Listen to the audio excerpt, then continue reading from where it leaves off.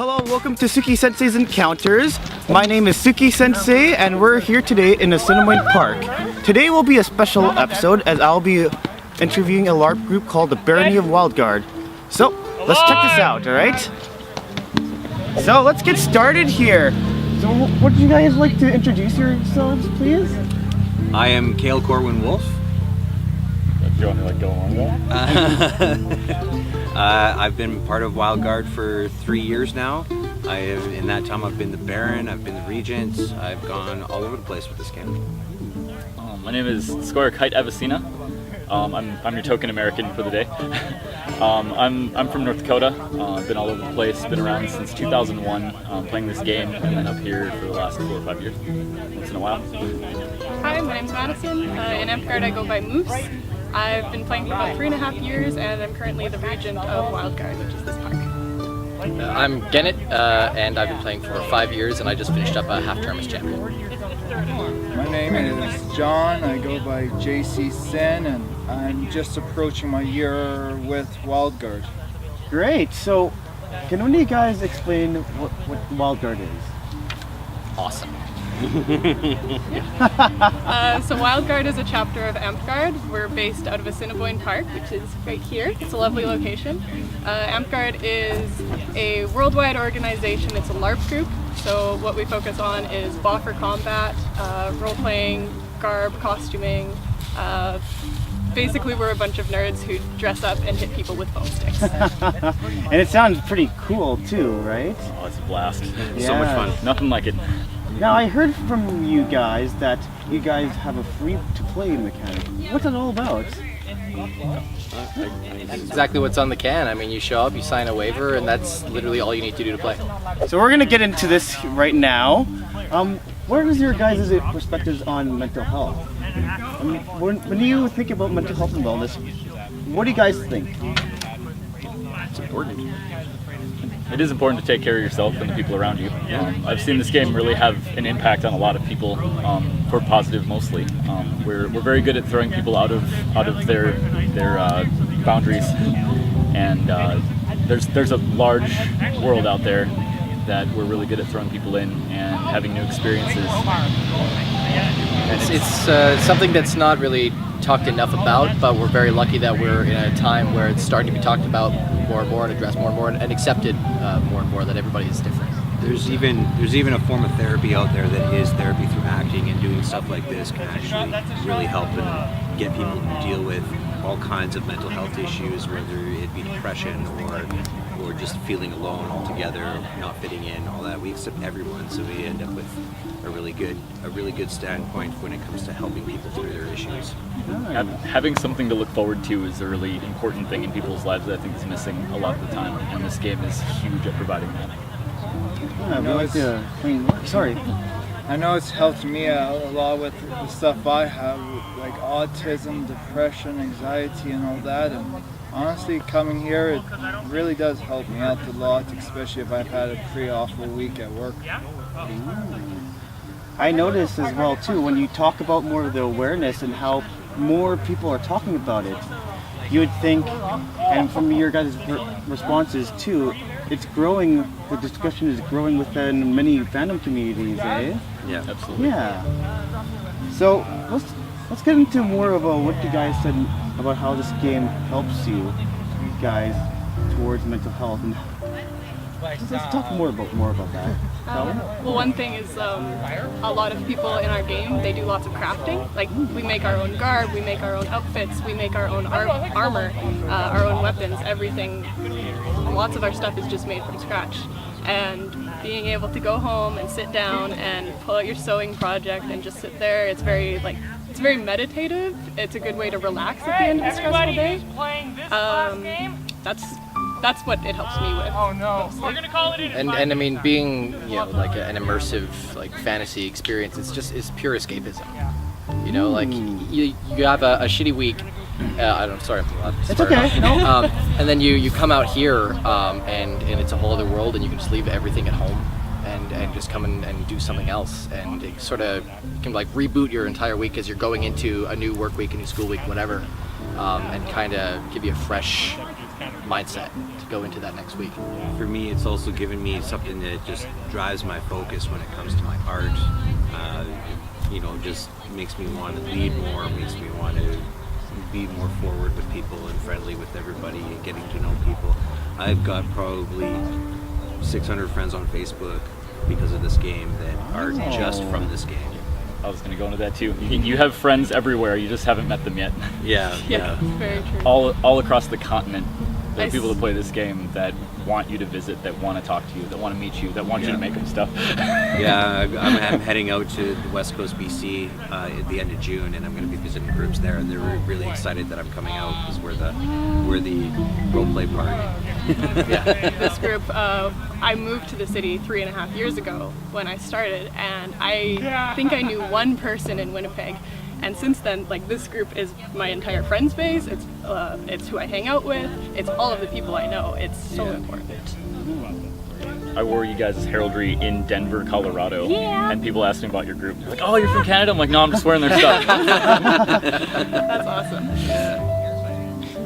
For myself, this has been the closest thing to a warm and friendly community I've been in since my family. Most of the time, I usually get pretty badly abused or taken advantage of, and I kind of end up doing an article and then lost my job a week after it, before I joined up with this group. Since then, I've actually been able to make a lot more progress with making strides to making friends in that. That's really amazing. So I'm really hearing that through LARPing and through joining Wildgard. It provided lots of positive activities to really use in your daily lives, right?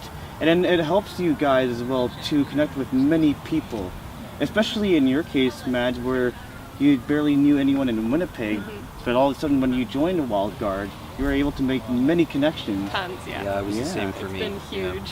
When I moved here, I didn't know anybody.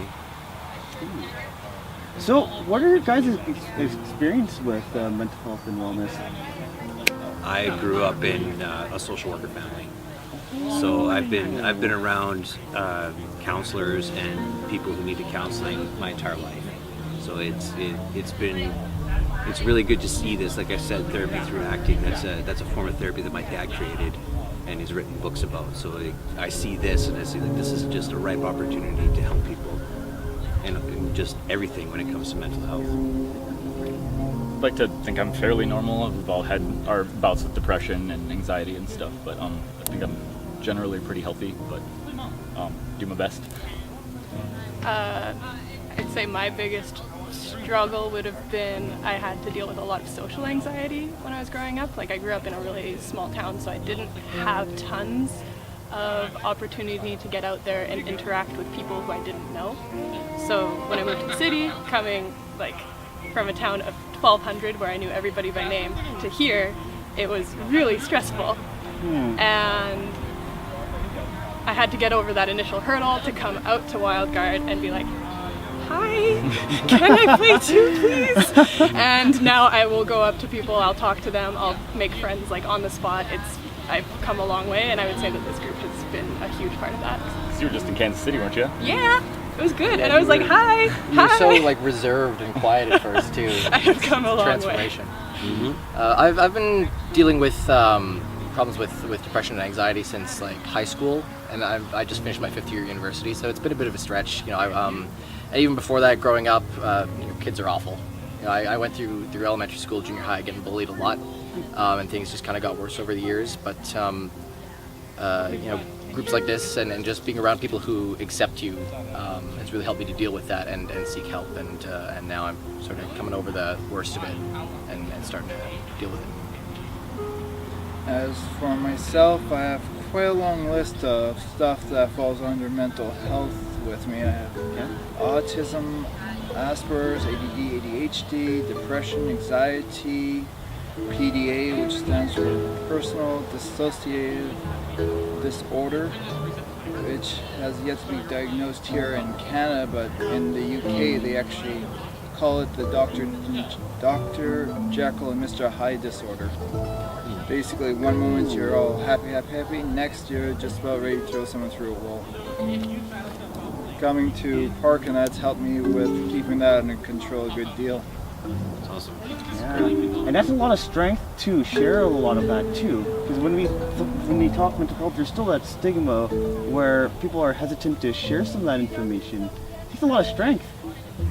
I've always been a little bit on the, I think the term is bold as brass. I've never had much of a fear of talking with people or speaking what's on my mind.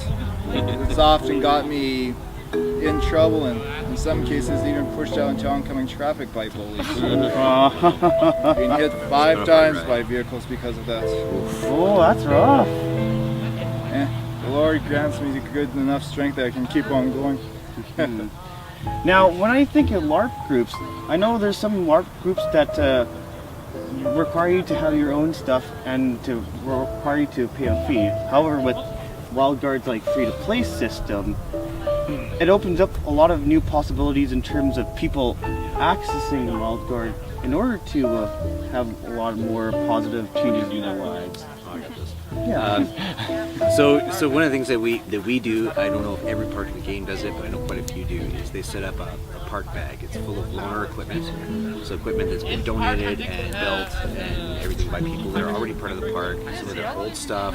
We do this with a little bit of garb, and then we encourage people to move off and get their own stuff eventually. An example is just recently we went and rebuilt every weapon for our park and added a whole bunch more. So we're now up to almost 30 weapons for people who come out and are just doing it casually or just showing up, trying to check it out, and so forth. And then we have wonderful people like Mr. Guy here who give us a lot of the materials that we need to make these things happen and get everybody going and get everybody having fun. I mentioned the wonderful people like Norwich who will sit in their basement for hours on end to craft all of the swords. Those weapons he was just talking about that all got added to park bag, that was all him. So he's trying to be modest. He's trying to be modest, but don't let him. Don't let him. We love having people, and stuff like providing weapons is a minor thing to have people come play this game with us. And it's really big too, because now you got many people, you basically given many people the opportunity to really participate, right? And to really join in, and to eventually mentor them into making their own stuff, right? Yes. And I think that's a really powerful thing too. That is. I know with most programs, like run by social service agencies, etc., they'll have something like that too. They would provide that equipment and they'll provide that programming. And I feel like through LARPing, through your guys' group, it provides that too. Well, we also do other things too, right? Like we don't just do Sundays at the park where we come and play battle games and fight. We occasionally have our craft halls or we have our fight practices, and it's to help everyone advance and learn. And then people can come and learn how to make their own tunics, how to make their own swords, their own shields, and how to advance their artistic angles a lot. Like this right here, the three of us. Sorry again, but the three of us are a huge symbiotic relationship of apprentices, and we feed off of each other with all the different things that we know how to do. We travel together all across the country. We craft together, we game together. There's a lot of opportunities, not just fighting. Yeah. That's great. So when you guys have a big group like Wildgard, where many people are participating, toxicity is bound to happen, right? Conflicts with each other, conflicts maybe within how things are run. What's your guys' take on toxicity within groups like this? Okay. It's kind of inherent. Yeah. You get any big group of people together, and you're gonna get people who don't get along. It's just how people work. And it just kind of, when it comes up, it runs its course. It's, you know, life is kind of a cyclical thing. Social groups are a cyclical thing. These things come and go. So we have a code of conduct. This is a guideline of rules about how we can behave and how we can act and how we can treat each other in the game. And once people start going outside of those guidelines, then action gets taken, the situation gets analyzed, and it can result in multiple things from different levels of bannings for periods of time, right down to permanent removal from the game. We like these things to be as rare as possible, and generally when there's multiple ones, it's usually circling around 1 or 2 individuals, and then they get removed from the game and we go back to having fun. The code of conduct exists to be able to keep the game fun for everybody. Just a general level of respect. Yeah, that's basically most of what it is centers just a around. general level of respect, and be respectful and realize that your own personal political agendas don't have a place in this game. This is a place where it has its rules and it does its thing, and we come here and we play it and we have fun doing it. And once that fun starts getting damaged by that, someone has to either be removed or talked to or disciplined in some manner. And we're lucky enough that like serious violations of the code are rare enough that every time it comes up publicly, it's a shock. It's not just, oh yeah, you know, big surprise happens every week. It's not like that at all. Every time it happens, people are genuinely surprised that it does because it's so rare. We also have ways of acknowledging positive behavior. We have Oh, smart. That's a good transition. we have awards that we give out probably semi-annually, about 4 times a year. We'll have just a gathering, and we'll acknowledge people for donating volunteer time to the park. We'll give them an order. It's called the Rose. We'll give them, my favorite one too, the Order of the Jovius. It's an award that can only be given out to one person every 6 months in a park or in a kingdom, and it's just an award for like general fantastic positivity, relentless being a great positivity. person. Yeah. And another rare one is the Order of the Smith, which is given out for creating an event while you're not in office. Usually the creation of events is the responsibility of the officers, but if you start planning out, especially if you're reaching out to another organization like a convention or another local event, and you're coordinating that, that's how basically what you would do to get an Order of the Smith. But those are pretty Smith rare. is battle games too, right? Yep. Yeah. We go a little beyond that too. We do a lot of volunteerism as a group. We do an annual food shelf donation called Food Fight, and so we use our organization for a lot of positive things also. So there's a lot of opportunity there. We currently have one of our members who also is running the blood drive, and working on that and promoting that through our game as well. We do tons of that kind of stuff. We just gotta do the good things, right? We work with Drives for our homeless shelter a couple times a year. It's really amazing that Wildgard does promote that sense of inclusion and giving back to many people. That's really great. It's important. It is really important. It is. And especially with the many people in fandom groups too, to really promote that inclusion within the groups, right? Because you see some groups that fall apart, even though they have lots of great ideas. So, Even currently right now, our group is working, this is a big one, is working with a whole bunch of other fandom groups within the city to take over the Swords and Sabers event that happens every year. And we're going to be a big part of that and promoting this kind of camaraderie and friendliness and helpfulness, because we started cross gaming a couple years ago, and now we're getting to that point where we're trying to do it more often and just bring not just Wildgard popularity, but bring the whole community of this kind of fandom together and work together. We're talking to cosplayers all the time, other LARP groups, the SCA, the Sons of Blue. We had a big meeting on Friday. We went to a local restaurant. It's the Brazen Hall. And Love that place. And there's talk about the Brazen Hall possibly sponsoring this event as well. So it really is bringing all of these kinds of things together. And the Brazen Hall is a Viking themed place as well. So it's there's a little bit of nerdism in there as much as they're very suave restaurant. Everybody together, working together on Yeah. the project. And the beauty of any fandom group is 9 times out of 10, it's made up of people just looking to fit in with other people. Yes. You start to like something that is not considered normal, and you get ostracized for it. But then you find that there's other people who like the same things as you. Just got to reach out and grab them. So, fandom is inherently interconnected. It's people who need or are lacking the connection, acquiring that connection. So it just makes sense that individual groups of fandoms can then work together in that same way. We also get other things that happen with that too. I mean, you end up not just reaching out to people that are already into fandom, you give a solid numbered group of people that are into this, and people that who are necessarily not in fandom because it's not mainstream cool, say, hey, at least I can still go there and be part of this group, and and slowly work themselves into the fandom scene, because we all know what it was like being young and being nerds. But there's a shift coming I grew up about, in the 80s. I really enjoyed being a nerd in the 80s. It's the nerd. It's cool to be a nerd. Avengers: Infinity War, not to date this, just opened, and it's the biggest movie opening in history. Exactly. That's our brain theme for the kingdom right now. Yeah.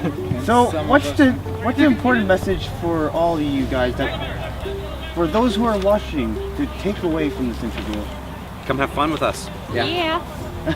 If you ever think that you're, weird or alone as an individual for liking the things you like, you're not. There are other people out there who like exactly the same things as you. You just need to find them and engage with them.